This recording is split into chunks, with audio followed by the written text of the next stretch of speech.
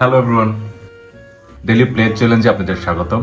আমার আজকের প্লেটারে আছে পাহাড়ি বেগুন, লজুল বন বলি যেটাকে আমাদের ভাষায়, আর আছে ভুঁড়ি, ছাগলের ভুঁড়ি। প্রথমে একটা করে দেখে রসুন, তারপর আছে প্রোটিন হিসেবে ডিম নিয়েছি আজকে, আর ছাগলের ভুঁড়ি কাইন্ড অফ ট্রেডিশনাল এবং বেঙ্গলি স্টাইলে রান্না করা। দেখতে পাচ্ছেন এটা হচ্ছে পাহাড়ি বেগুন।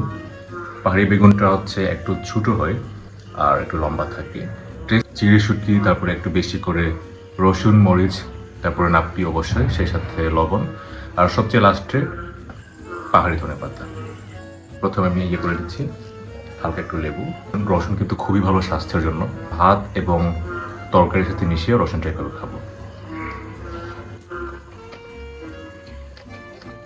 একটু খেয়ে দেখেন। ডিম সিদ্ধ, কাঁচা রসুন,